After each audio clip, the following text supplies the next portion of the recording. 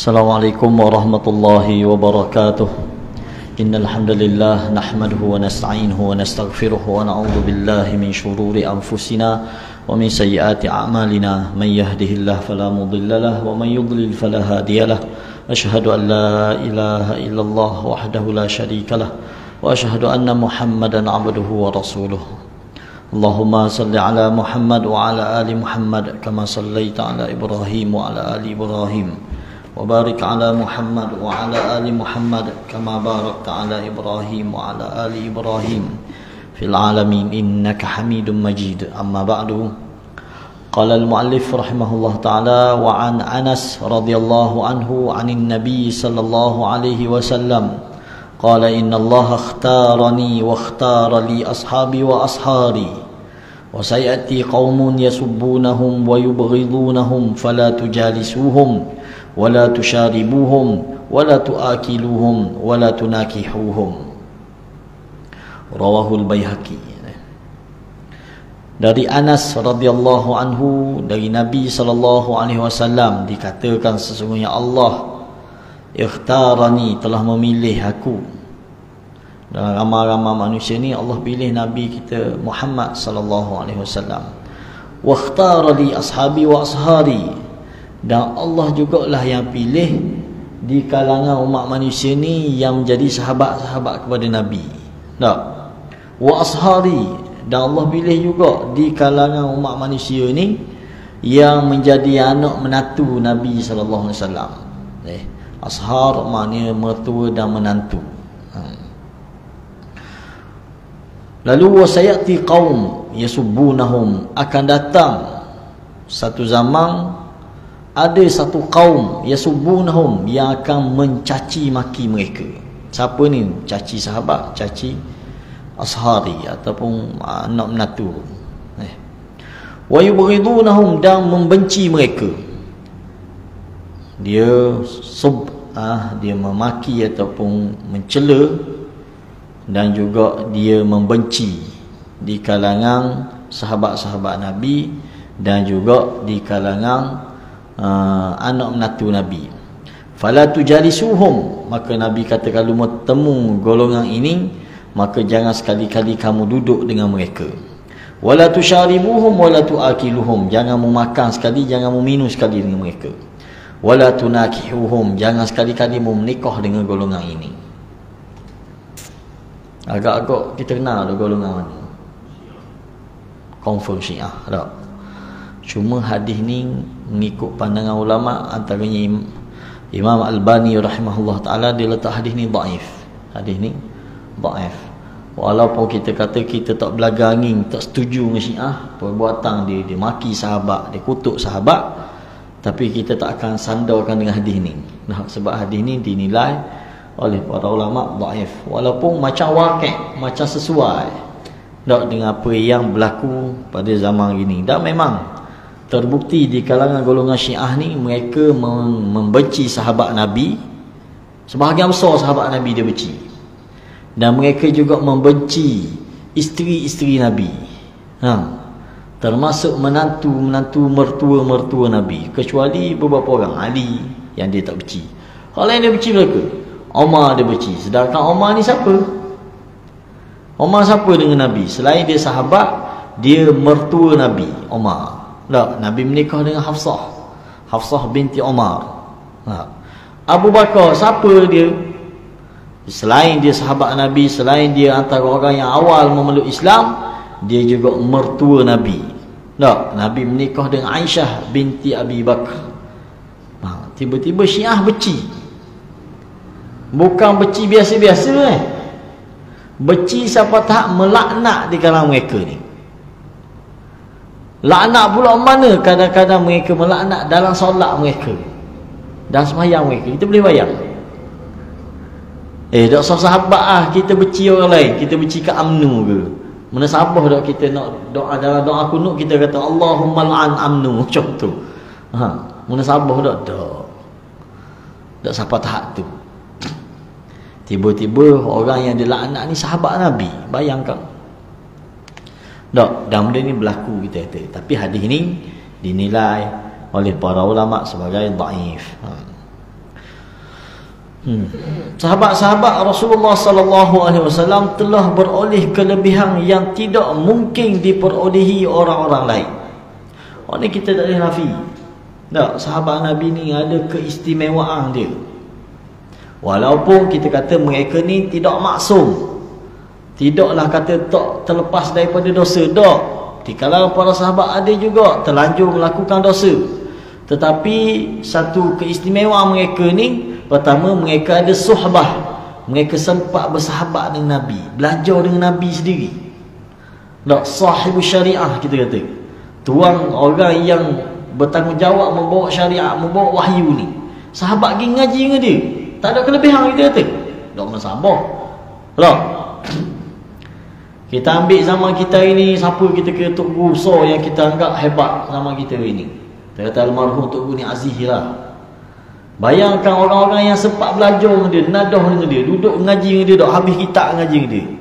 Ada kelebihan kita rasa? Mesti ada kelebihan. Banding kita tak pernah ngaji dengan dia. Kita hanya dengar dia jauh. Jangan-jangan sekali kita dengar ceramah dia. Bayangkan orang yang nadah dengan dia, habis kitab, dok habis kitab ni sambung kitab tu, habis kitab ni sambung kitab tu. Mesti ada kelebihan. Begitulah para sahabat Nabi ridwanullah alaihim ajma'in. Mereka ni ada keistimewaan sehingga Nabi sendiri memberi tauliah kepada mereka.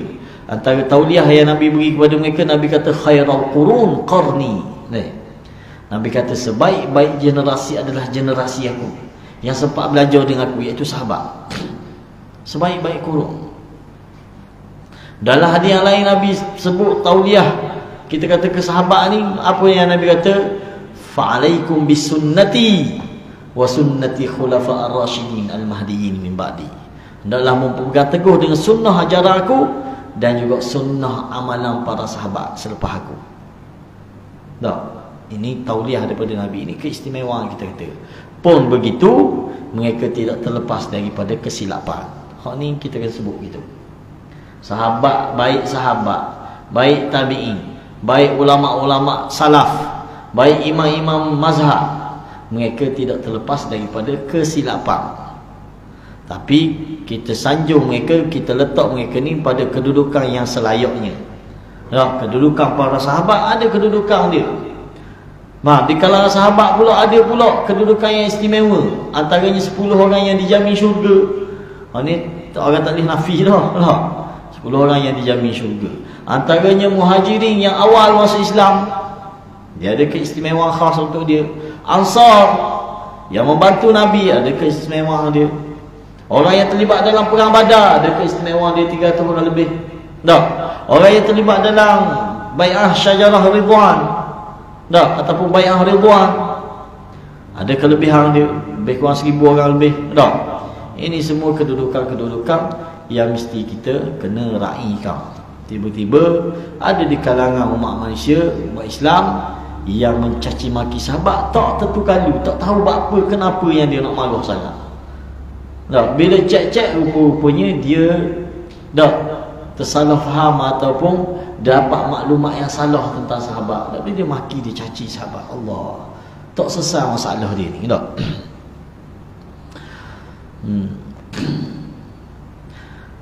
Dan memilih untukku mereka hidup sezaman dengan Rasulullah sallallahu alaihi wasallam dan berhimpun dalam berbagai-bagai majlis dengan baginda sallallahu alaihi wasallam. Mereka menerima ajaran dan pembentukan rohani daripada baginda sendiri sallallahu alaihi wasallam dan dapat menyaksikan peristiwa-peristiwa turunnya wahyu kepada baginda sallallahu alaihi wasallam. Ini keistimewaan yang ada pada para sahabat. Mereka tengok sendiri wahyu yang turun ke Nabi. Mereka lah orang yang pertama dengar wahyu yang dibacakan oleh Nabi sallallahu alaihi wasallam. Mereka yang tengok sendiri mukjizat-mukjizat yang berlaku kepada Nabi. Betul tak? Kita ini kita hanya boleh dengar jelah cerita mukjizat Nabi. Bolang terbelah. Kita boleh dengar air keluar celah jari. Tak, berbagai lagi mukjizat kita hanya dengar, kita hanya baca dalam teks hadis. Tetapi para sahabat, mereka orang yang melihat sendiri. Oh, beza lah. Kita ambil orang yang terlibat dalam perang Ahzab. Perang Khandaq. Antara orang yang terlibat dalam perang Khandaq siapa? Abu Sufyan. Radhiyallahu anhu. Walaupun masa ni dia kafir. Abu Sufyan ketua perang, adik belah tentera Ahzab. Dialah orang yang bertanggungjawab menghimpunkan 10,000 bala tentera. Kita boleh bayang, oh dahsyat. Memang berjaya sungguh-sungguh dia buat. Kita panggil benda Pakatan benda. Pakatan Ahzab. Ahzab ni mana gabungan. Sekutu-sekutu yang bergabung, kabilah-kabilah yang bergabung dengan Abu Sufyan. Abu Sufyan pergi jaya lebih rata kabilah Arab dia pergi promok supaya terlibat dalam perang ni. Termasuk Yahudi Madinah pun termakan sama. Sebab tu dia panggil perang Ahzab. Juga dikenali sebagai perang Khandaq. Abu Sufyan dalam peperangan ni dia cerita apa yang berlaku. Antaranya mukjizat yang Allah beri. Sebab perang ni tak berlaku orang kata pertembungan. Allah datangkan bala tentera dia memusnahkan pihak tentera Ahzab, sehingga pihak tentera Ahzab lari datang perang.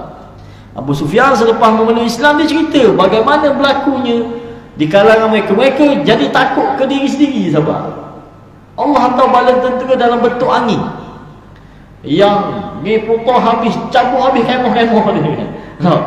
Dia berkapung lama dah ni di pinggir, orang kata pinggir parit yang digali oleh Nabi SAW dan para sahabat.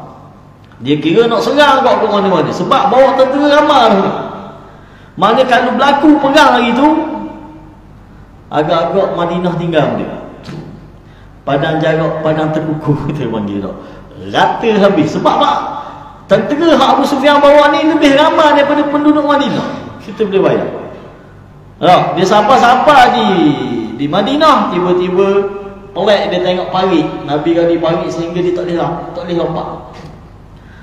Abu Sufyan kata pandai main taktik Muhammad ni dengan geng-geng dia. Dan memang bukan taktik Arab.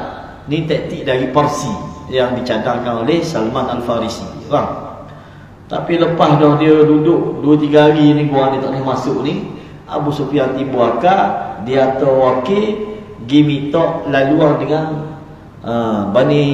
Yahudi Bani Quraidah ataupun Yahudi Yahudi Madinah ni.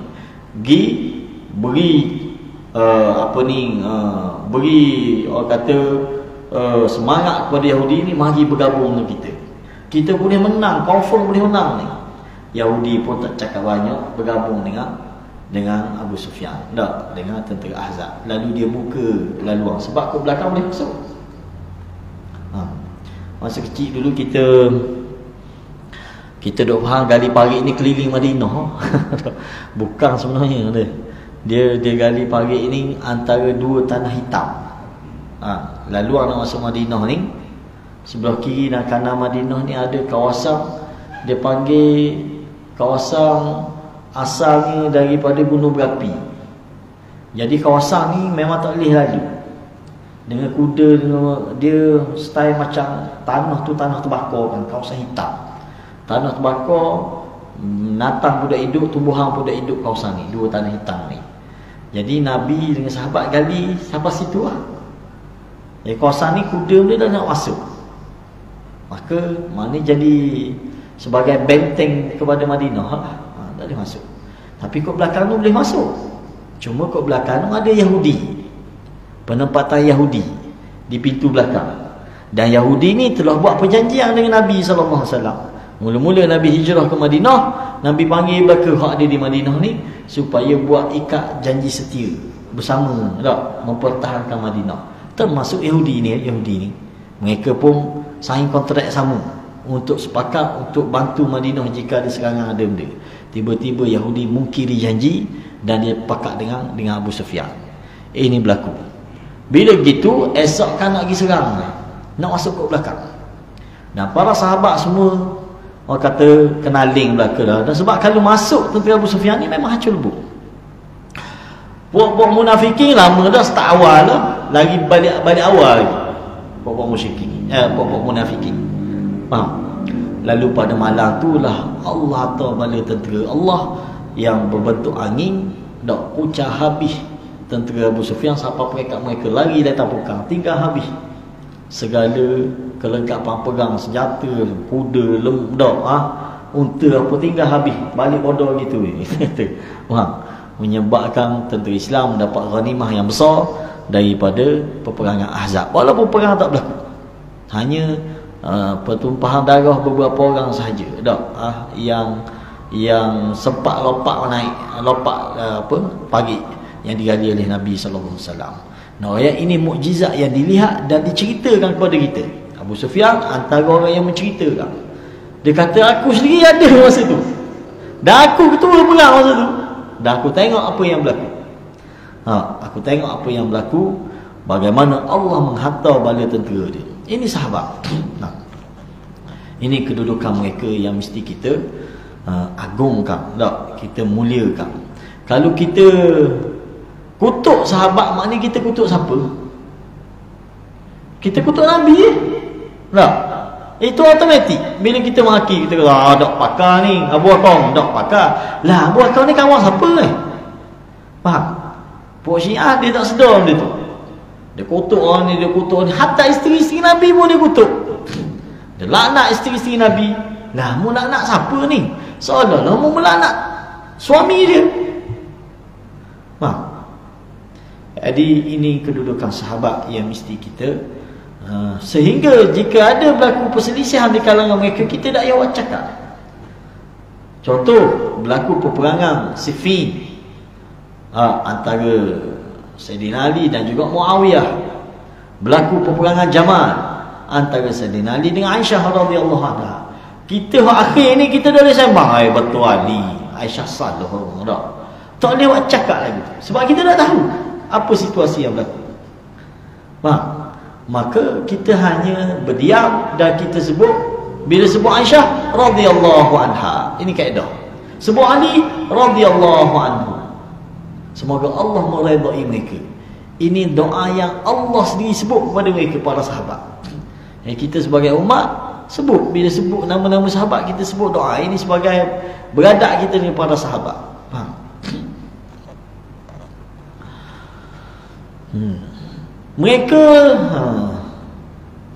Mereka menerima ajaran dan pembentukan rohani daripada baginda sendiri sallallahu alaihi wasallam dan dapat menyaksikan peristiwa-peristiwa turunnya wahyu kepada baginda.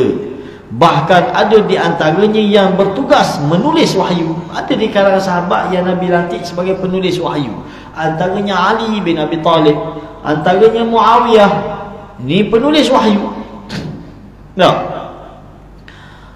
Mana bukan calang-calang orang yang ditugaskan sebagai menulis wahyu. Mereka lah juga yang mula-mula mengambil bahagian menjalankan tabligh, iaitu dakwah Islamiah, sebagaimana yang diperintahkan oleh baginda sallallahu alaihi wasallam.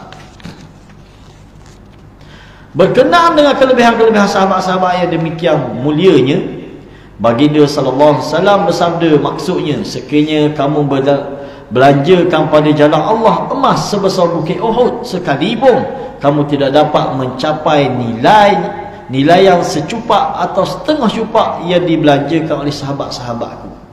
Ini dikhususkan kepada sahabat-sahabat awail, golongan muhajirin, golongan awal dulu.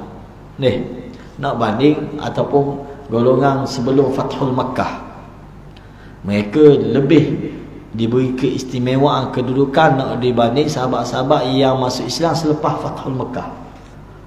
Selepas pembukaan Mekah ni kira Islam dah kuat, tak ada tentangan, tak ada kesengsaraan dah. Jadi tak sama dengan orang masuk Islam sebelum pembukaan Mekah.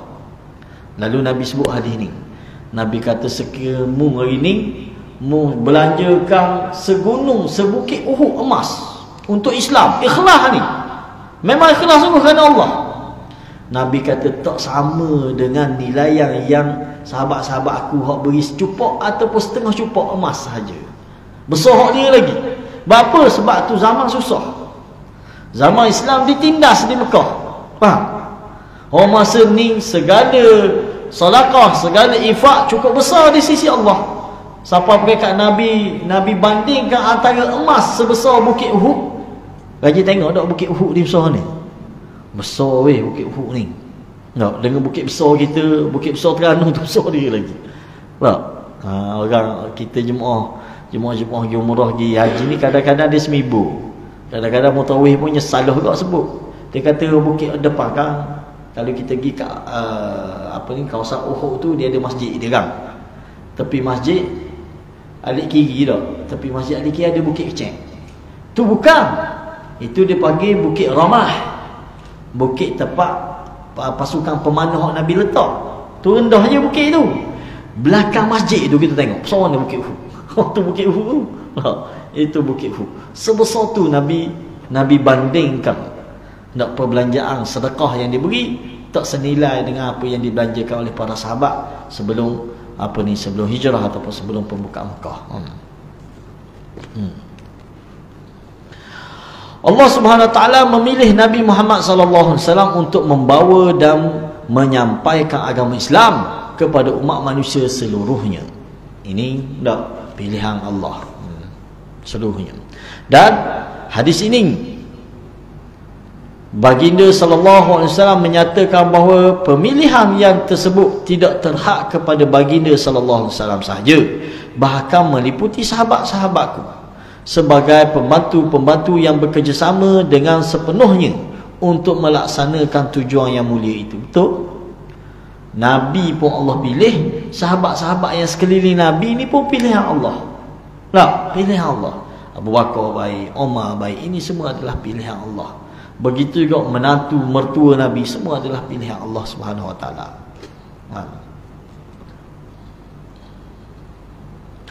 Dengan itu nyatalah bahawa sesiapa yang mencaci salah seorang di antara sahabat-sahabat bermakna ia mengingkari kelebihan sahabat-sahabat yang mulia yang telah diakui oleh baginda sallallahu alaihi wasallam sendiri. Juga bermakna ia mendustakan apa yang disampaikan daripada baginda sallallahu alaihi wasallam, dan ia dengan itu memutuskan hubungan dengan baginda. Maka perbuatan mencaci sahabat-sahabat Nabi yang sewajibnya dihormati nyatalah didorong oleh fikirannya yang tidak siuman. Kata tak? Dalam hadis yang lain memang Nabi larang. Nabi kata la tasubbu ashabi. Nabi kata jangan sekali-kali kamu mencaci sahabat-sahabatku. Walaupun mungkin kita kata kita ada benda tak kenang, kita kata dia sahabat. Tak. Radhiyallahu anhu. Kita mendoakan supaya Allah meridai mereka. Tugas kita ni orang akhir zaman ni, tak. Apa tugas kita? Tugas kita ikut mereka. Tak. Khususnya dalam beragama.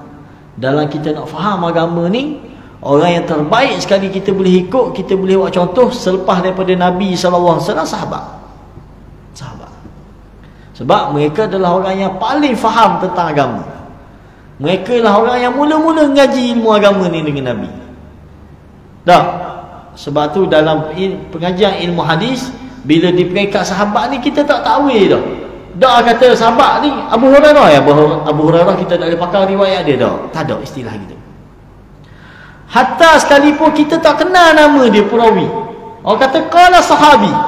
Contoh, kita temu hadis dia tak sebut nama sahabat riwayat hadis, pun diterima. Sebab para sahabat ini disebut di dalam ilmu pengajian hadis, kita panggil mereka ni hum udul. Mereka ni orang yang adil dalam menyampaikan agama. Mereka bukan jenis orang yang reka-reka tentang agama ni. Sahabat tak ada istilah gitu. Tak, bila sahabat cakap saja confirm benda ni betul agama. Kita kata. Tak ada orang kata sahabat ni kok dia reka kok dia pelawak kok. Tak ada istilah tu. Ni para sahabat mereka udul. Sehingga kan apabila mereka tak kata Nabi kata, mereka cakap contoh, mereka cakap saja tapi cakap hal berkait dengan agama. Dalam ilmu pengajian hadis kita boleh anggap hadis tu, ucapan itu adalah ucapan yang marfu', yang diangkat kepada Nabi.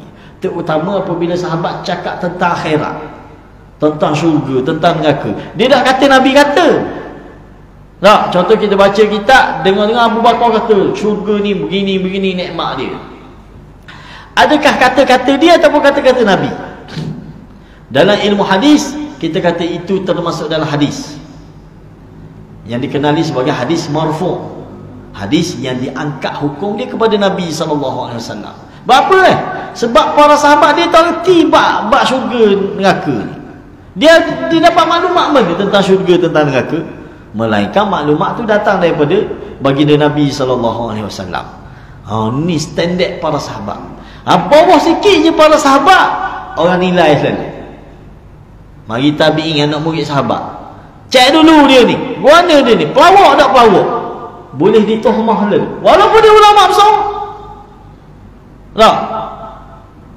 Dia ni masa muda je dia riwayat dia okey. Bila tua dia tak berapa ingat dah. Jangan dah. Ditolak dah riwayat ni. Hak ni yang kita ngaji bila kita dengar hadis ni dhaif macam kita sebut kan tak. Hadis ni dhaif jiddan. Hadis ni hadis maudhu' palsu. Sebab apa kedudukan perawi-perawi ni. Mana perawi? Bawah pada para sahabat. Adapun para sahabat kita tabik spring mereka. Kita kata mereka ni hum adul. Mereka ni adil dalam menyampaikan wahyu ataupun menyampaikan hadis-hadis Nabi SAW. Tapi punyalah kita kata kurang ajarnya sebahagian orang, dia menisbahkan benda-benda yang tak sepatutnya kepada para sahabat. Bukan Syiah saja, ada segelintir ahli sunnah pun kadang-kadang bila dia tak reti beradab dengan sahabat, mudah-mudah dia nak nisbah. Antaranya dia kata sahabat pun buat bid'ah. Ini ucapan kurang ajar kita kata. Walaupun mungkin dia dengan niat nak berhujah. Tak, dia nak berniat dengan berhujah, bid'ah dia buat ni tak apa sebab sahabat pun buat bid'ah. Dia kata masya-Allah, kita kata ni orang yang paling tak mulut celupa kepada sahabat-sahabat Nabi. Sahabat Nabi tak buat bid'ah. Para sahabat mereka tidak sekali-kali melakukan perkara bid'ah. Sebab mereka lah ansarus sunnah. Kita tak, mereka lah orang yang menolong sunnah, yang membawa sunnah Nabi sallallahu alaihi wasallam. Para sahabat cukup beraduh dengan sunnah Nabi. Kita kena faham, kita kena iktikad lagu tu. Para sahabat ni cukup beraduh dengan sunnah Nabi. Satu benda pun dia tak pindah. Tak sah benda lain. Kalimah pun, kalimah dalam doa Nabi, Nabi ajar doa gini, dia tak pindah. Dia tak pindah. Kalau Nabi kata raditu billahi rabba, dia tetap sebut raditu billahi rabba. Beraluhnya para sahabat. Kita zaman kita ini betul ada keharusan. Para ulama kata bila kita baca ramai-ramai kita boleh sebut radina billahi rabba wa bil islami dina. Tak. Raditu tu kita tukar jadi na. Ni kita panggil kata ganti nama. Raditu mana aku redha. Tapi bila kita baca ramai-ramai radina billah, kami redha Allah sebagai Tuhan. Tapi para sahabat beraluhnya sampai dia tak tukar. Dia sebut ayat tu juga raditu billahi rabba. Ada seorang tabi'in, dia bersing tepi sahabat. Saya dah ingat sama ada Ibnu Umar ataupun orang lain. Dia bersing. Bersing. Lepas bersing dia pun sebut alhamdulillah, Allahumma salli ala Muhammad. Sebut. Tepi sahabat. Tak silapnya Ibnu Umar. Lalu Ibnu Umar pun tepuk bahu. Tak, tepuk dia. Dia kata, ya akhi, cukuplah mu dengan sunnah Nabi sallallahu alaihi wasallam. Dia kata, mana sunnah Nabi ajar lagu mana bila bersing? Alhamdulillah Nabi ajar tak? Bila mu bersing? Tak. Ahmadillah. Sebut alhamdulillah. Orang yang dengar sebut yarhamukallah. Orang yang bersing jawab balik yahdina wa yahdikumullah wa yuslih balakum. Ini ucapan. Tapi dia ni tabi'in ni dia sebut alhamdulillah, Allahumma salli ala Muhammad wa ala ali Muhammad. Salah tak ucap selawat? Salah tak? Tak salah. Betul tak? Bagus lah dia selawat. Cuma mana dia tak bagus, dia menyelisihi Rasul, tu tak bagus. Sedangkan Nabi ajar gitu bacaan dia. Tiba-tiba dia pergi pindah hak lain. Walaupun tak salah, selawat tak salah. Bila-bila pun kita boleh selawat. Tapi sahabat ni punya derti tentang agama, tentang ajaran Nabi, dia tak pindah. Dia tegur, ya wahai sahabat, cukuplah mu dengan cukuplah mu dengan sunnah Nabi sallallahu alaihi wasallam. Pernah berlaku satu zaman, kita dah ingat nama pemerintah pada masa tu.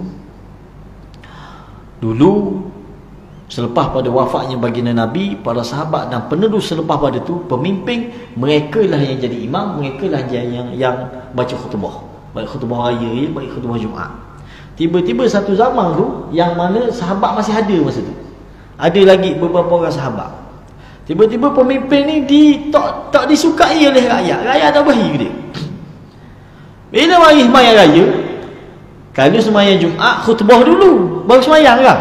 Tak. Sembahyang raya kita sembahyang dulu, baru khutbah. Betul tak? Dan khutbah raya ni pula, kita tak wajib dengar. Sunat sahaja dengar. Faham? Tak sewajib sebagaimana khutbah Jumaat. Lalu hamba Allah ni dia tahu dah orang benci ke dia.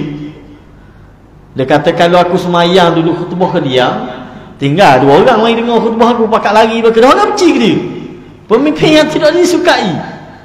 Makanya pindah. Hanya khutbah dulu. Faham? Dia kata gini kita khutbah dulu, kayak kita semayang. Faham? Ada beberapa orang sahabat dia tengok saja. Tak. Terus dia tegur lalu. Dia kata buat bid'ah ni. Nabi kalau semayang raya, baik semayang raya puasa, baik semayang raya haji, Nabi akan solat dulu baru khutbah. Tiba-tiba dia nak pindah. Marah selalu sahabat. Faham? Ini sahabat. Mereka tidak bermudah-mudah dalam menyampaikan orang kata agama ni. Dia sapa ke kita agama sebagaimana yang didengar daripada Nabi. Sebagaimana yang Nabi ajar ke dia. Sebab tu di kalangan sahabat, bila dia ajar tabi'in, bak semayang baik, bak ambil semayang baik, dia akan sebut. Tak, Abu Hurairah pernah dia semayang, sudah dia semayang, dia pun sebut ke anak-anak murid dia, inilah semayang Nabi yang aku belajar. Dia akan sebut. Gini angkat takbirnya, gini sujudnya, gini rokoknya, ni yang dibaca, benda ni yang disebut. Sudah semayang dia akan sebut, beginilah semayang Nabi yang aku belajar. Nampak tak? Gitu juga ambil semayang. Sayyidina Uthman pernah meriwayat satu hadis kepada hamba dia, Husain, hamba dia, maula dia. Tak, dia suruh ambil sebekah air, dia pun tunjuk cara semayang Nabi. Tak, dia kata ginilah aku tengok Nabi sallallahu alaihi wasallam ambil semayang, dan beginilah aku tunjuk kamu cara ambil semayang. Dan Nabi kata siapa-siapa yang ambil semayang sebagaimana air semayang yang aku ambil saat ni, kemudian dia semayang 2 rakaat yang kita kenali hari ini sebagai sunat wuduk, dan dia tidak bercakap dalam jiwa dia, dalam diri dia, dalam hati dia, melainkan qasak dia kerana Allah ampuni dosa-dosa dia. Tak, dengan fadilat semayang sunat wuduk tadi. Ini sahabat kita tu. Kalau kita belajar, kita baca kisah-kisah sahabat ni, bak jaga agama ni, masya-Allah. Tak, cukup-cukup dia jaga.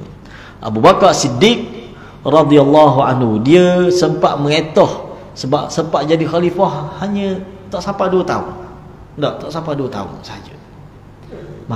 Tetapi dalam masa dia pegang ni, macam-macam dia berlaku. Antaranya berlakunya riddah, berlakunya murtad secara beramai-ramai di kalangan umat Islam, khususnya yang jauh pada Madinah, di sebelah Yaman, di sebelah Yamamah, murtad. Bila murtad, Abu Bakar perangi mereka. Setara Abu Bakar, kita kira Abu Bakar ni lembut, lembut orangnya, beraluh jenis mudah kira. Tapi bila orang langgar agama Allah, dia kata serang, perang. Tak pernah berlaku zaman Nabi perang sama Islam ni. Tapi Abu Bakar kerana tegas dia kata perang. Umar pula lembut dalam bab ni. Bila Abu Bakar kata kita kena serang pokok ni, Umar kata gini, Abu Bakar, dah serang lagi. Dia Islam Umar kata, kita pergi atas pendakwah lah, pergi ceramah dulu bab zakat, dia tak mau bayar zakat.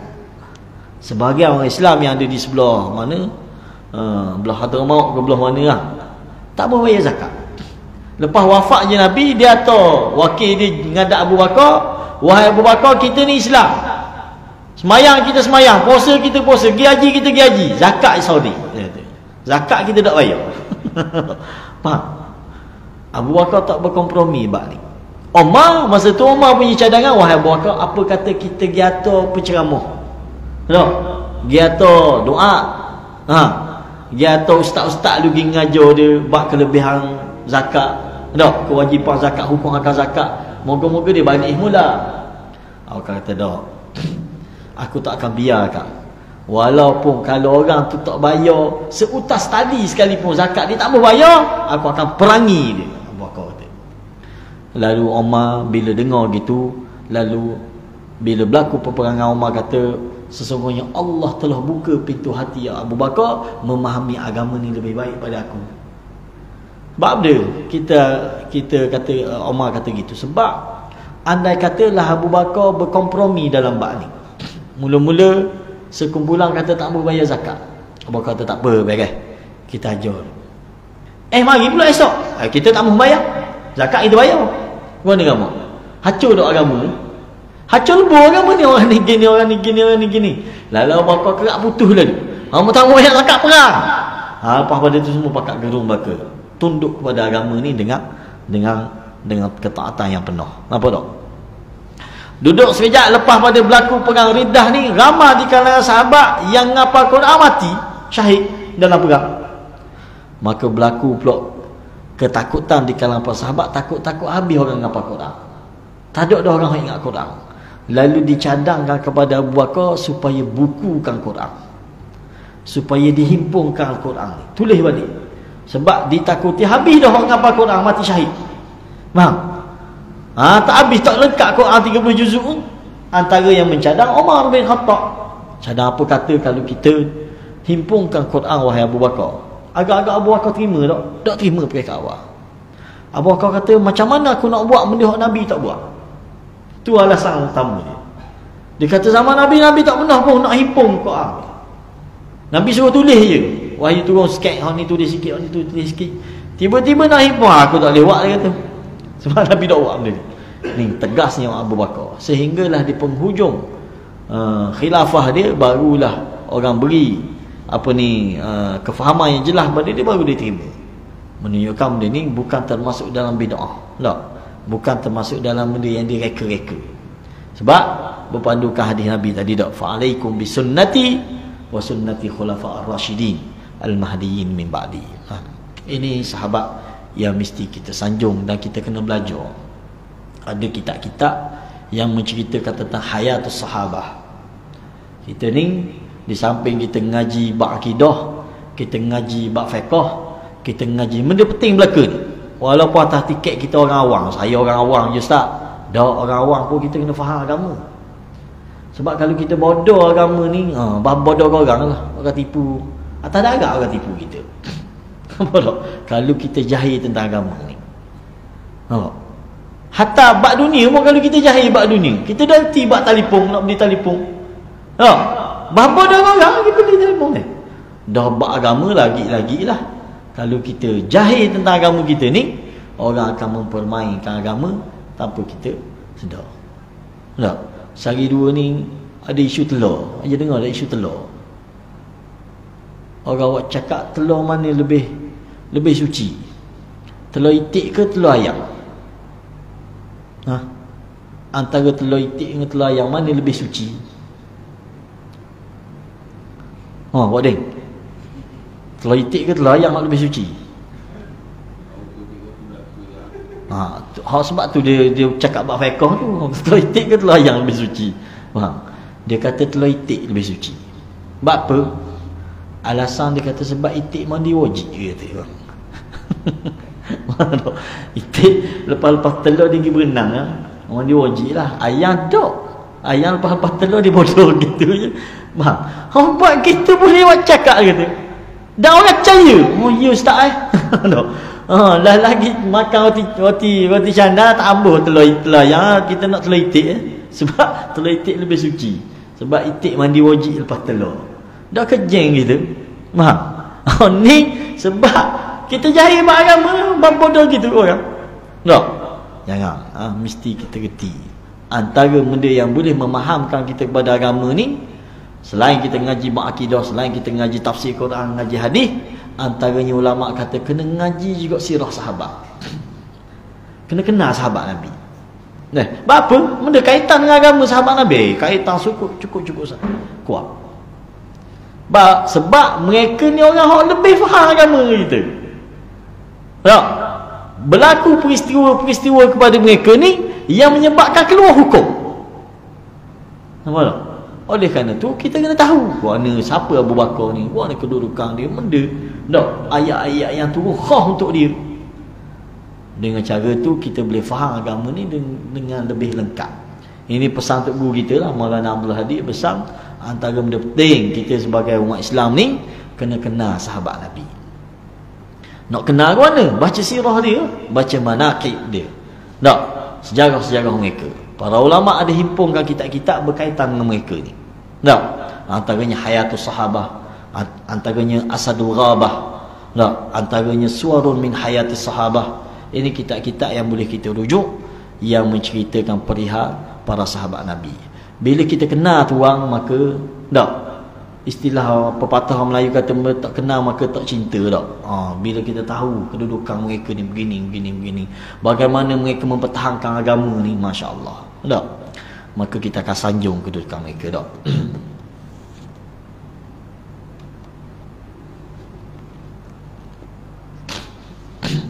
Sejarah antara benda penting. Kalau Tok Guru jadi kita memang dia pesan sama, sejarah kena ngaji. Sebab kita jahil sejarah memang tak, memang apa kata, jahil, tak erti tentang Islam. Kita tak erti tentang para sejarah para anbiya. Kita dengar orang cerita, orang tipu. Masa kita pergi Yaman baru ni ada isu, ada seorang pendakwa, dia mai cakap, dia kata ibu bapa para anbiya semua Islam, dia kata. Orang Yaman cakap. Dia kata tak ada seorang pun di kalangan mak ayah pada para anbiya melainkan di Islam. Dengar di kalangan jemaah hak mari dengar kuliah dia ni, orang hak erti juga. Dia kata tak betul ucapan dia ni. Dia mari-mari dia dakwa lagu tu. Dia kata semua mak ayah para nabi, termasuk Nabi kita Muhammad sallallahu alaihi wasallam, mak ayah dia Islam, dia kata. Lalu salah seorang ni tanya dia, dah gua ni ayah Nabi Ibrahim. Nabi Ibrahim, ayah dia Islam tak? Dalam Quran sebut nama ayah Nabi Ibrahim dalam Quran. Azar. Tak? Dalam Quran sebut Lah penceramah ni kata, dak, tu bukan ayah dia kata. Siapa tak tu? Dah siapa hak Quran sebut ni? Dia kata tu pak dara dia. Hanya kau nak boleh. Sedangkan jelas dalam Al-Quran sebut tentang ayah Nabi Ibrahim ni kafir. Penentang tegar kepada Nabi Ibrahim. Penjual patung berhala tu sendiri. Tiba-tibanya kau nak bukan ayah di Islam, dia kata. Hak Azhar ni pak saudara dia. Termasuk mak ayah Nabi kita sallallahu alaihi wasallam. Ada hadis yang jelas dalam Sahih Muslim. Tak? Ada seorang sahabat mari tanya Nabi, ya Rasulullah, mana ayahku? Ayah dia mati dah. Ayah dia mati dalam jahiliah. Sahabat ni mari tanya Nabi. Hadis ni dalam Sahih Muslim.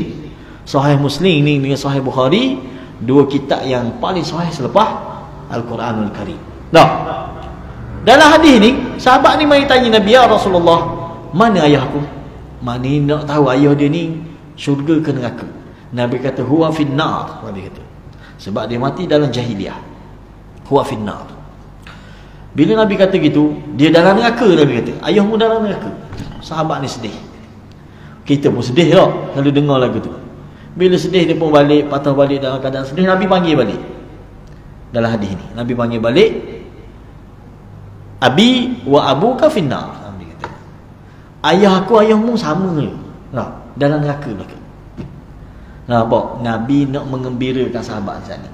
Sebab bukan ayahmu je dalam neraka. Mana-mana orang yang mati dalam keadaan jahiliah, mati syirik kepada Allah, neraka tempat dia. Hadis ni jelas. Cuma ada di kalangan para ulama yang takwil hadis ni. Tak tahulah dia takwil lagu mana. Cuma teks hadis ni secara zahir hadis ni kita faham lagu tu. Tapi ada di kalangan ulama yang beralih sikit, dia kata tak, dia kata ayah Nabi SAW mereka ni ashabul fatrah. Hak ni pandangan paling ringan kita boleh pegang. Tak? Walaupun saya sendiri setakat saya ngaji, saya cenderung pada hadis sahih ni yang mengatakan mak ayah Nabi dak Islam. Tak? Termasuk Abu Talib. Kalau puak Syiah, Abu Talib dia kata Islam. Abu Talib mati Islam dia kata. Tapi setengah pandangan mengatakan mak ayah Nabi ni ashabul fatrah. Ashabul fatrah ni Allah akan uji akhirat besok. Mereka ni tak dinilai sebagai kafir, tak dinilai sebagai Islam, sebab zaman fatrah, zaman terputusnya wahyu. Itu sahaja pandangan paling ringan kita boleh pakai. Tak? Ada berat sikit lagi. Kalau berat sikit lagi dia kata tak, ayah mak ayah Nabi walaupun dia mati dalam kafir, tapi bila dah Nabi jadi Nabi, lalu Nabi ziarah kubur dia. Tak, kubur mak ayah Nabi ni di mana? Di Abwa, kubur mak ayah Nabi ni tak. Bila ziarah, Nabi doa kepada Allah, lalu Allah perkenankan doa Nabi, Allah periduk balik mak ayah Nabi. Ada dalam hadis ni. Tak?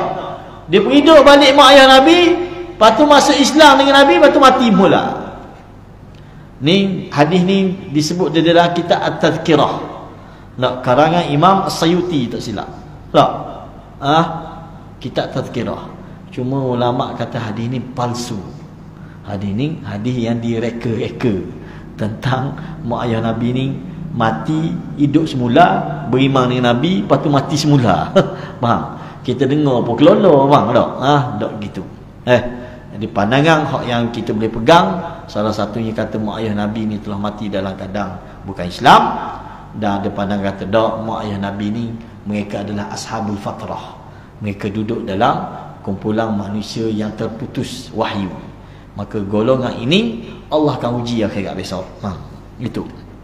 Dan mak ayah Nabi tidak syarat mak ayah Nabi ni Islam. Tidak syarat. Tak boleh kita tak syarat tak mesti mak ayah Nabi mesti Islam tak. Tidak syarat keluarga Nabi ni Islam. Tidak syarat.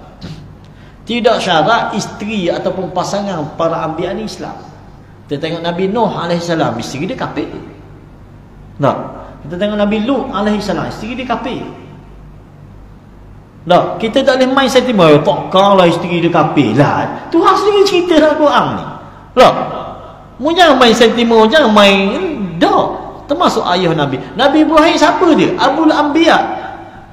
Bapa segala Nabi. Nabi Ibrahim gelar dia. Gelar lain dia Khalilullah, kekasih Allah. Dia main buah tak kalah ayah dia kafir.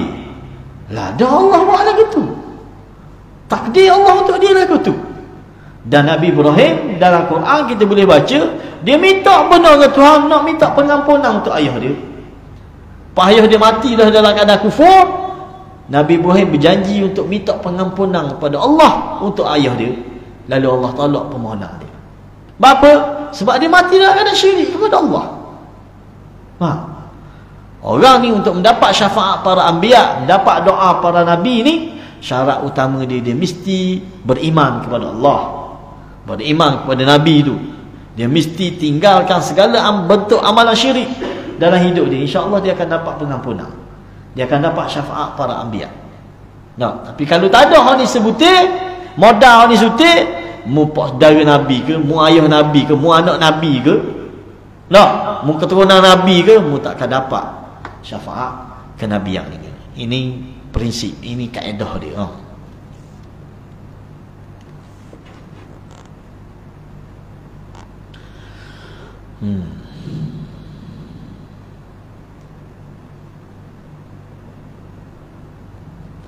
Oleh itu dia kata, orang yang tersebut sangatlah wajar ditimpa laknat daripada Allah dan malaikatnya serta seluruh umat manusia yang menghargai kebenaran dan keadilan.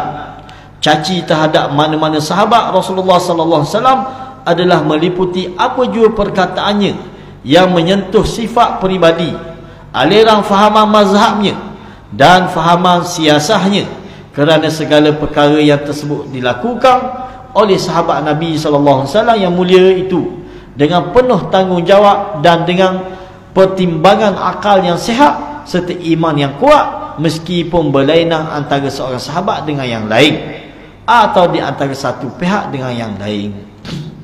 Kita tengok apa yang berlaku di antara Sayyidina Ali dengan Aisyah radhiyallahu anha. Bukan balas sikit ni, perang saya, perang. Bukan seorang dua mati, ribuan yang mati dalam peperangan Jamal. Aisyah radhiyallahu anha dalam meriwayatkan kisah perang Jamal ni, dia kata aku tengok di Di depan unta yang aku tunggang ini, banyak mana tangan dan kaki yang terputus depan tu. Sebab orang pakak set musuh ni bukan pihak Sayyidina Ali, musuh Islam yang bersekongkol dalam kumpulan Sayyidina Ali ni. Dia nak pergi tuju, nak pergi bunuh Aisyah radhiyallahu anha. Perang ni dikenali sebagai perang Jamal. Jamal ni maksud dia unta. Sebab apa? Sebab Aisyah radhiyallahu anha menunggangi unta masa ni. Tak? Dalam peperangan ni. Lalu musuh-musuh Islam nak pergi tuju, nak pergi bunuh Aisyah. Lalu ada sahabat yang faham situasi ni, dia pun pergi perebah unta tu dan awak lari Aisyah. Baru selesai perang. Nampak tak? Ini berlaku. Kita tak boleh kita nak bincang siapa betul ni, Aisyah betul ke Ali betul? Buat apa Aisyah dilawan Sayyidina Ali? Ini perbuatan Syiah laknatullah alaihim majma'in. Mereka mencaci Aisyah radhiyallahu anha dengan alasan Aisyah telah memerangi Ali, sedangkan Sayyidina Ali telah dilantik menjadi khalifah yang betul. Tak? Dia ada kefahaman yang mesti kita ambil. Saya masa ngaji Yaman dulu sempat belajar satu kitab yang dikarang oleh Syekh Fatah Khalidi rahimahullah ta'ala, yang baru meninggal dalam berapa tahun lepas bila ni meninggal. Salah satu kitab yang ditulis yang cukup baik dia tulis, iaitu kitab tentang Al-Khulafa Ar-Rashidun Bainal Istikhlaf wal Istishhad. Kitab ni cukup hebat. Dia tulis dan dia buat kajian kenapa berlaku perang. Dia cerita tentang pengalaman 4 orang khalifah Islam tu. Bagaimana mereka jadi khalifah, bagaimana mereka mati dan syahid. Nampak? Dalam kisah khilafahnya Sayyidina Ali, Masya Allah, memang cukup banyak polemik ataupun peristiwa-peristiwa yang dahsyat berlaku.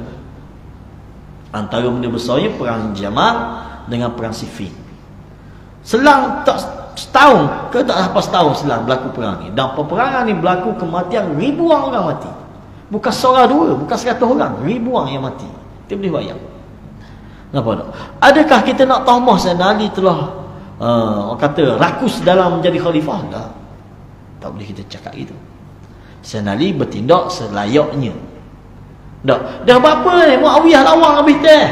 Muawiyah nak rebut kuasa ke mana? Kalau kita baca riwayat-riwayat Syiah, jelas dia kata Muawiyah nak rebut kuasa Ali.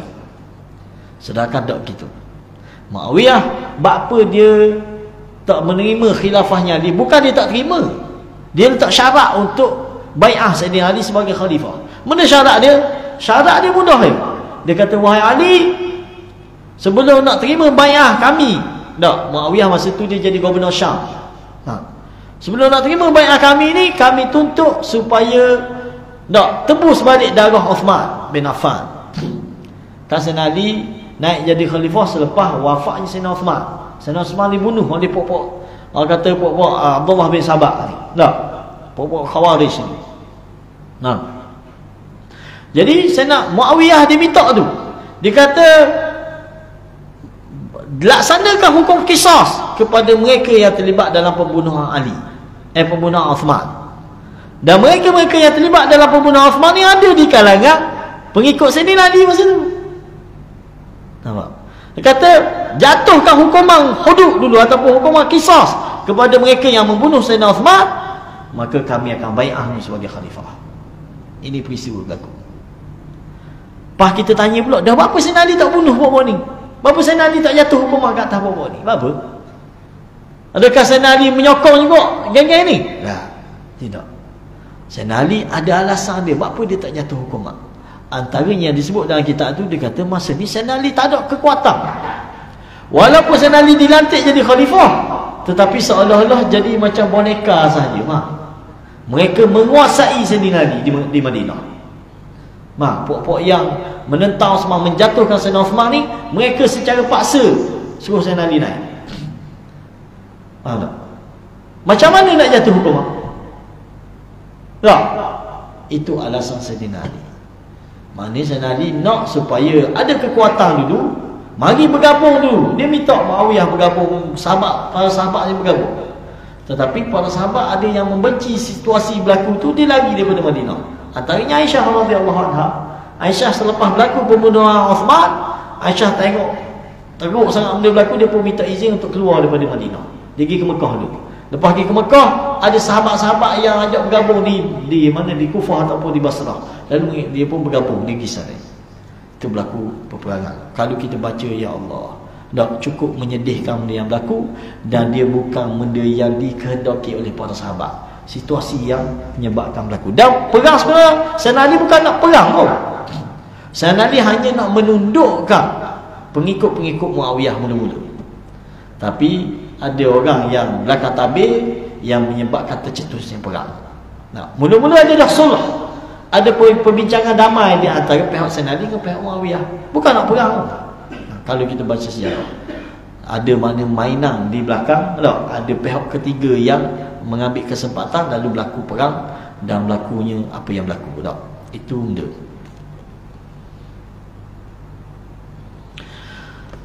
Jadi kita tak boleh nak kata kefahaman mereka ataupun mazhab mereka ataupun siasah politik yang mereka hadapi, tak, kerana mereka adalah sahabat-sahabat yang mulia. Oleh sahabat Nabi SAW dengan penuh tanggungjawab, dan dengan ini nyatalah bahawa besar padahnya bagi sesiapa yang memihak kepada salah satu daripada dua pihak sahabat Nabi SAW yang berselisihan, seperti pihak Ali dengan pihak Muawiyah, serta ia mengeluarkan kata-kata yang tidak sihat terhadap pihak yang satu lagi. Orang yang demikian sudah tentu akan menerima balasan buruk seperti yang dijanjikan di dalam hadis ini. Jadi itulah kedudukan para sahabat yang kita mesti jaga. Wallahu a'lam. Subhanakallahumma wa bihamdika asyhadu an la ilaha illa anta astaghfiruka wa atubu ilaik. Wassalamualaikum warahmatullahi wabarakatuh.